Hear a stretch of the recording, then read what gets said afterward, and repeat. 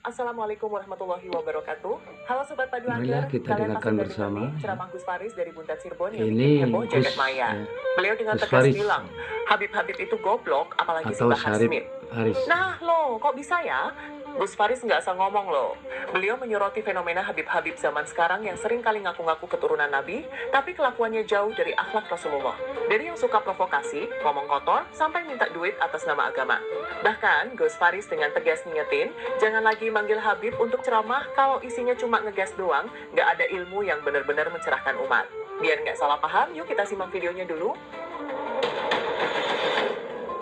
Malam hari ini, pelantikan pengurus perjuangan Wali Songo Cirebon diadakan di pondok kami. Ini adalah bentuk daripada dukungan kami kepada PWI. Saya sudah katakan di media bahwa PWI itu bagus sekali. Bukan karena ketuanya kakak saya, bukan. Malah saya ini nggak boleh deket-deket dengan Syarif Abbas. Ngobrol serius 1 menit, kesananya itu berantem kalau saya dengan Syarif Abbas. Makanya jangan deket-deket. Jadi saya ini sangat objektif mendukung PWI. Bukan karena Syarif Abbas kakak saya, bukan. Tapi karena programnya itu yang membuat saya ini sangat mendukung. Pertama adalah pelurusan sejarah. Di mana di hari ini kita menghadapi satu tantangan. Banyak sekali oknum-oknum yang menyelewengkan sejarah kita. Dari mulai NU, yang menurut saya pribadi itu bukan hanya sebagai sebuah organisasi atau jamaah, tapi NU itu amanat syariat bagi saya. Di hari ini ada oknum-oknum yang membelokkan sejarah NU. Yang kedua adalah pemalsuan nasab. Di mana pemalsuan nasab ini dipakai oleh mereka untuk mengelabui dan mendoktrin masyarakat dengan tidak baik. Di darah saya ini ada darah Rasulullah. Di darah saya ini ada darah Nabi Muhammad SAW. Tetapi itu bukan sebagai sebuah contoh tauladan. Itu dipakai dan dipergunakan untuk membohongi masyarakat, bahkan yang lebih kejam daripada itu untuk menindas masyarakat. Yang padahal secara nasab kajian dari Kiai Imaduddin Osman ini hal yang sangat luar biasa, membuktikan bahwa secara nasab mereka ini batal, bukan turunannya Kanjeng Nabi, yang justru malah turunannya Kanjeng Nabi itu adalah keturunan Wali Songo. Saya cucunya Syekh Syarif, begini kata saya di turunannya Nabi. Ada yang ngomong, masa turunan Nabi cungure pesek kiri jari kita. Jadi sangat banyak ya di Indonesia itu keturunan Rasulullah yang bergelar dengan Syarif atau Sayyid ya. Mari kita lanjut karena ini merupakan saudara dari Gus Abbas ya. Akhirnya apa? Karena doktrinnya yang begitu kuat, akhirnya masyarakat memahami bahwa turunannya Kanjeng Nabi ukurannya cungur. Kalau ukurannya cungur, masa saya dengan Syarif Abbas beda keturunan? Ya kan? Syarif Abbas ini kan hidungnya pancung. Kalau dikatakan turunannya Nabi, wajah, pantas. Wajahnya ini Arabi. Kalau saya Cirebon Tulen, Pak. Mulanya lagi kita ngomong mungkinan turunannya Sunan Gunung Jati, mungkinan turunannya Kanjeng Nabi. Anda ngomong, masa turunannya Kanjeng Nabi cungurnya pesek kiri aja gitu.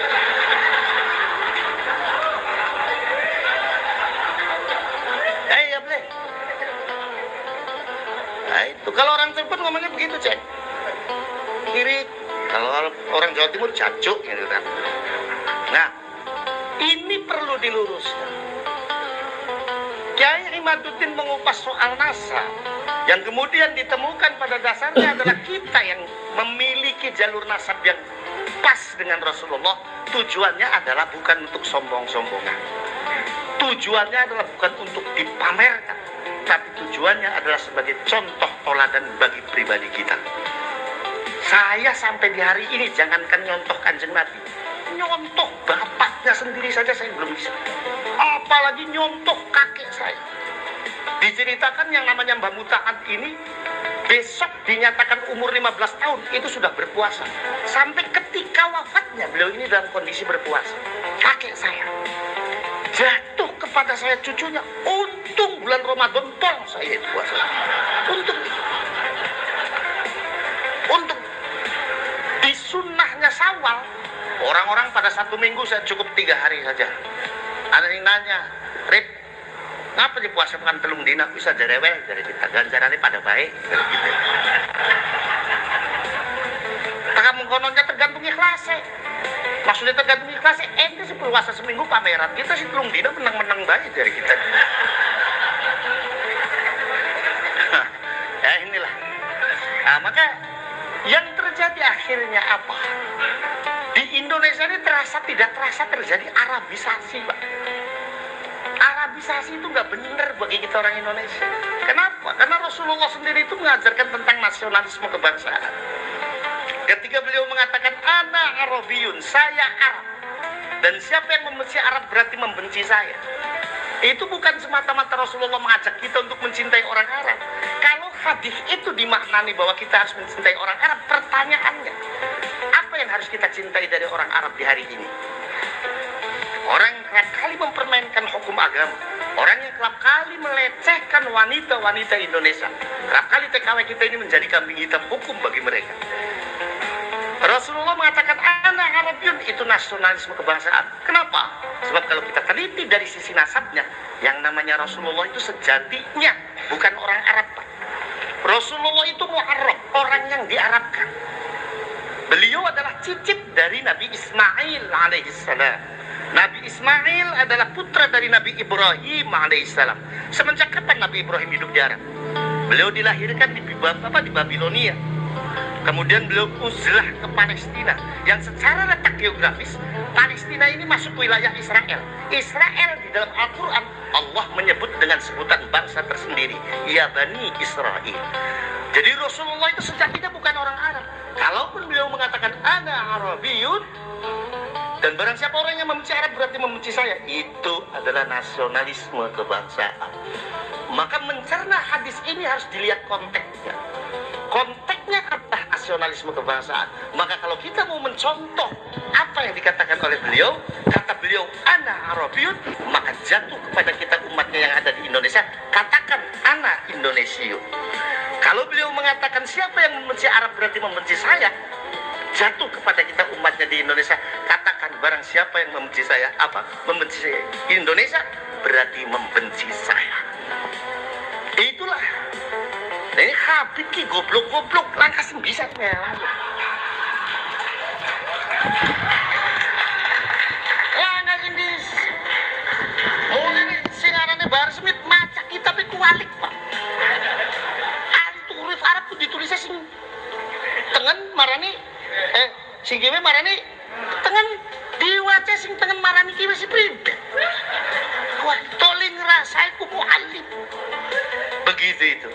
Na'udzubillahi min dzalik, tsumma na'udzubillahi min dzalik. Terjadi Arabisasi sehingga sekarang ini orang Indonesia itu kalau ngomong gak gaya Arab, disangkanya gak gaya. Ana liko ukhti akhi gabal gabul. Saya bilang, kenapa itu pakai bahasa mengkonon? Jadi dia kan ngomong, bahasa Arab bukan afdol. Iya, bahasa Arab itu afdol, tapi sing Qur'ani.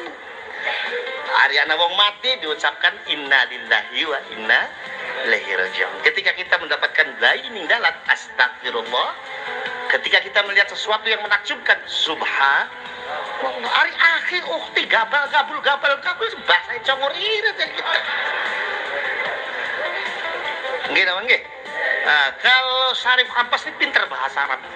Kalau saya nggak bisa, saya bisa bahasa Arabnya sesuai naku sorof. Makanya ketika saya umroh, saya lagi ngopi di warung.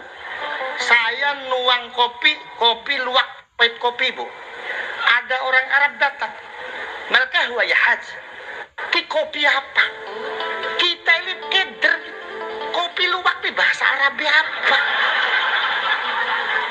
Akhirnya jari kita, hadil qahwa allati tahruju min silitil luwaki.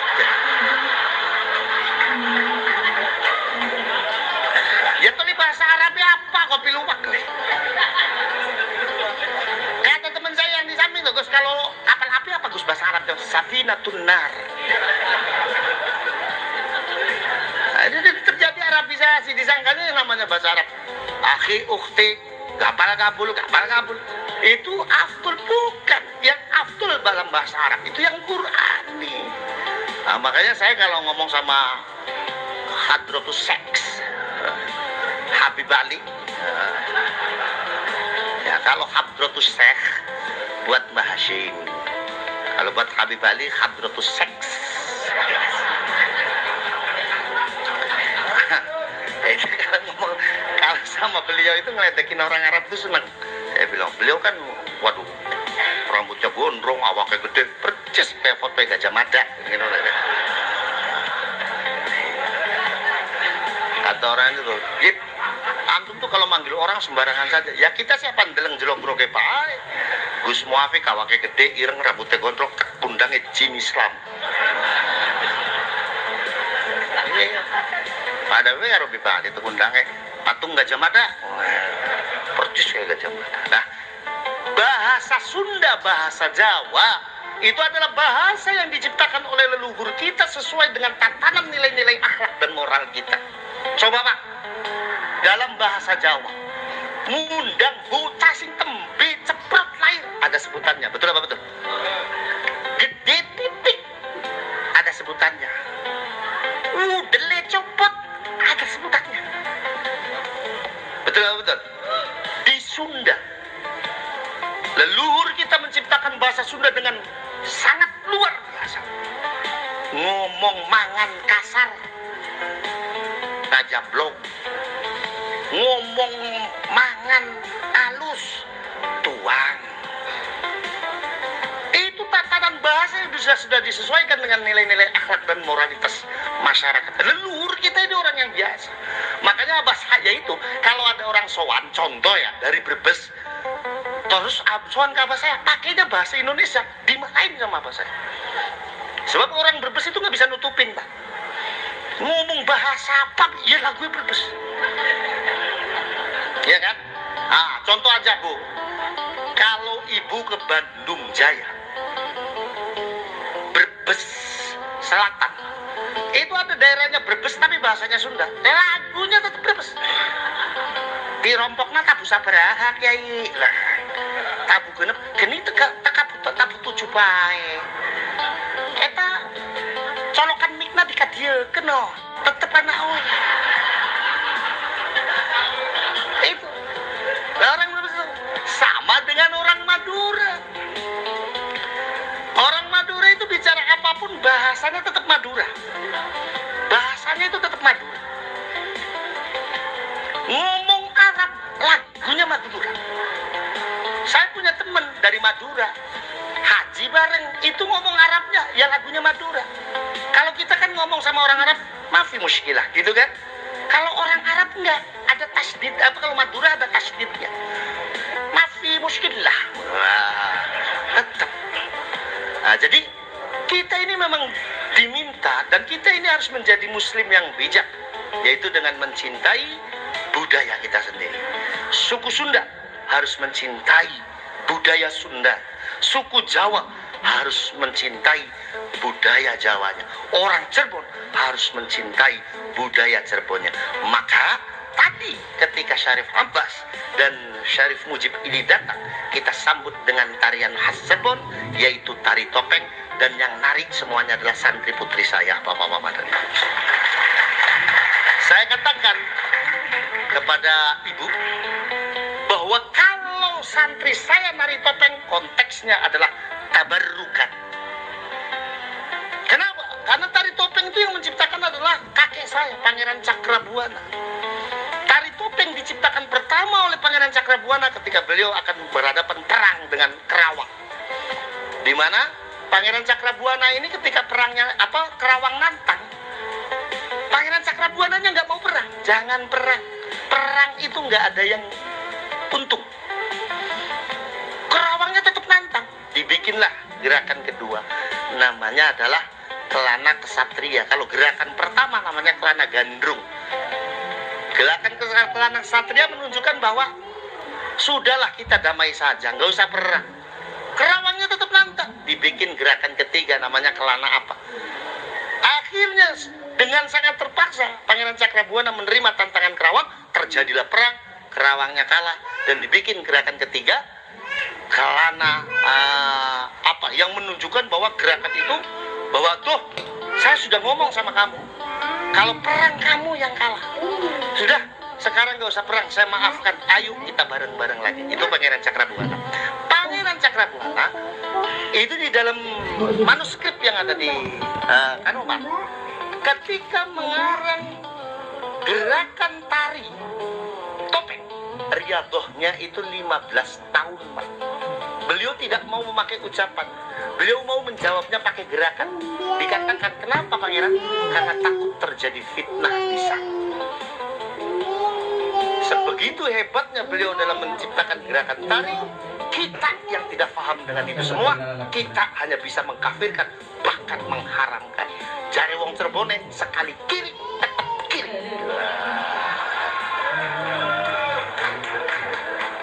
Nah inilah, saya meriset sejarah Cirebon itu kurang lebih 4 tahun dengan almarhum almarhumlah Dr. Affan Safari Hashim, ahli filologi yang beliau juga masih keluarga dari Kesultanan Cirebon. Meriset dan saya menemukan semuanya, sampai sintren maknanya apa, banyak sekali. Terembuk itu riset nih. Cuma beli ketemu jawabannya ngapa sih Raja? Di terembuk beli ketemu jawabannya. Jadi sekali lagi saya sangat mendukung PWI, bahkan di kedepannya PWI Cirebon harus lebih maju. PWI Cirebon harus lebih maju. PWI Cirebon harus lebih maju. Ingat, di pundak kita ada amanah perjuangan dari Wali Songo, yang itu adalah guru bagi ulama-ulama kita di Jamaiyah Nahdlatul Ulama. Itu saja, sekali lagi selamat datang di Pondok Pesantren Nahdlatul Ulama. Saya mohon ziyadah doa dari para kiai. Mudah-mudahan saya diberikan kekuatan untuk terus mengemban amanat dari almarhum al-maghfurlah Sayyid Al-Syarif Kiai Al-Haj Fuad Hashim Al-Husaini. Terima kasih. Ya, demikianlah ya dari saudara dari Gus Abbas yang merupakan cicit dari Sobat Paduanggar udah makin Sunan tercerahkan kan? Nasab Sunan itu Kali. nggak menjamin akhlak. Ilmu Ya. agama tuh butuh pemahaman yang benar, bukan sekadar bawa nama besar. Sunan Kalau Kalijaga. ceramah isinya cuma Sunan marah-marah Kalijaga. dan maki-maki, ya gimana umat mau dapat hidayah? Jadi yuk kita jadi umat yang kritis, jangan gampang kagum sama gelar, tapi Sekian, lihat akhlak dan ilmunya. Assalamualaikum Gas warahmatullahi terus dasar, wabarakatuh. dasar tak tahu malu, biar yang halu makin tersadarkan. Wassalamualaikum warahmatullahi wabarakatuh.